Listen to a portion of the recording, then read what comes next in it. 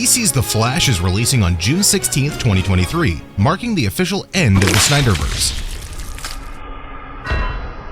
But before the film releases, there are a lot of questions about what's going to be going on moving forward, as well as what impacts the multiverse is going to have in the larger DC universe moving forward.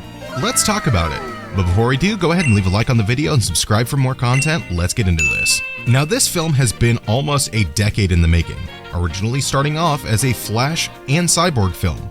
But now, since so much time has passed, they're basically going to be using this film as a soft reboot of the DC universe. And I say soft reboot as opposed to a full reboot, just because from what it sounds like, Ezra Miller might be the Flash moving forward, as well as apparently some other characters, but we're not too sure yet, since the film hasn't officially been released. This video will also include some light spoilers for the film, so keep that in mind. Now, obviously this film is going to be heavily inspired by Flashpoint Paradox, as I've discussed in previous videos. However, we're obviously going to be seeing some massive differences, and I'm going to link to a video now that I had made before talking about the major differences between what's been reported about this film and the Flashpoint storyline and animated movie.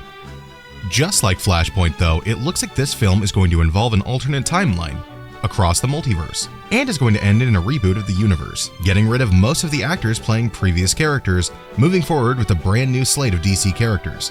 Which absolutely makes sense considering recently James Gunn has taken over as chairman of DC Studios. And now that Gunn has taken over, it makes a lot of sense that he would want to completely wipe the slate clean and only cherry pick a few actors that he'd like to see in the characters moving forward. I wouldn't be shocked if a majority of the characters we see moving forward, maintaining the original actors, are from projects that James Gunn has been specifically involved with, namely the Suicide Squad and Peacemaker. Beyond that, and apparently Ezra Miller as the Flash, I feel like anything is fair game. Since we're getting Ben Affleck and Michael Keaton's Bruce Wayne in this movie, we're obviously not going to be seeing them moving forward, especially since Ben Affleck has come out and said that there has been no discussion about continuing him in the universe, and that he doesn't want to come back under James Gunn's DC. And as some of you may know, originally Michael Keaton was going to be appearing in another DC property, that being Batgirl. He was going to be full-on Batman once again. But strangely, J.K. Simmons was also going to be in it, playing Commissioner Gordon again?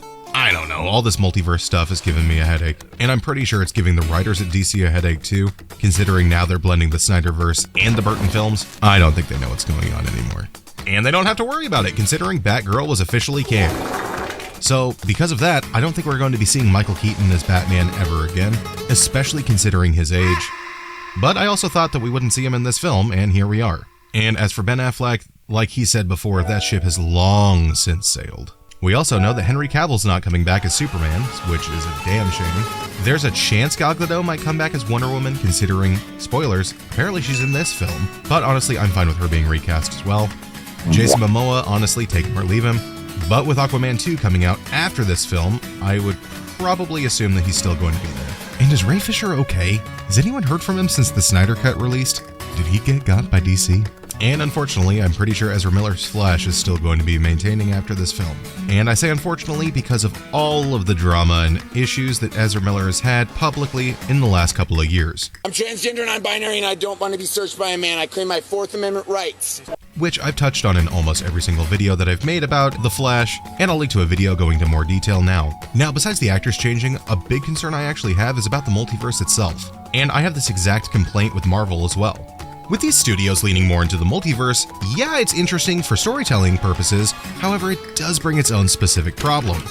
That being the lack of stakes. Yes, there could be a lot of tension in a film, and yes, there could be a lot of issues specifically in that story.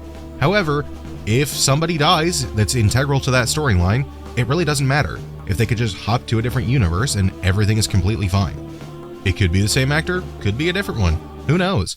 I mean, look at this film. You have two different Barry Allens from two different timelines and two different multiverses. However, you have two different Batmen. So it's more like a pick and choose. Do the storytellers want to keep the same actor? Do they want a different actor? And if they kill one of the characters off in one universe, they could just bring the exact same actor back like nothing even happened. I mean, look what they did with Multiverse of Madness over at Marvel. It's the exact thing that I'm complaining about now. They killed how many Doctor Stranges in that movie? And it doesn't even matter. And for the sake of Marvel and DC, I honestly hope that they move away from using the multiverse as a crutch pretty quickly, because it does eliminate basically any kind of tension when you know that, hey, once the credits roll, we're going to get a brand new character that's exactly the same. It's almost like nothing really even matters anymore with these films, at least in a cohesive storytelling standpoint. Yeah, the stakes might matter in an individual film, like for instance, this is all speculation, but if you see a character die in The Flash, and they go through with a full reboot at the end, you're gonna probably see that same character at the end played by a different actor. So it doesn't really even matter what they do if at the end of the day, it's all going to reboot to a status quo. I mean, involving a multiverse is basically like turning all of these films into sitcoms. Yes, the characters are going to experience change throughout the episodes, however, at the end, they're going to end up in the exact same spot they were at the beginning with very, very little change. And obviously, that goes for the villains as well, considering this is going to be Michael Shannon's third run at General Zod in the last 10 years, which is just spectacular. I can't believe they've actually gone back to that well again. But maybe I'm just overthinking this. What do you think? Do you think the multiverse is going to be too big of a crutch for these studios moving forward? Who do you think is still going to be in DC after all of this is said and done? Comment down below and let me know. Don't forget to leave a like on the video and check out the links in the description for more ways to support the channel. Thank you so much for watching, and as always, I hope you have a great day. I'll catch you in the next one.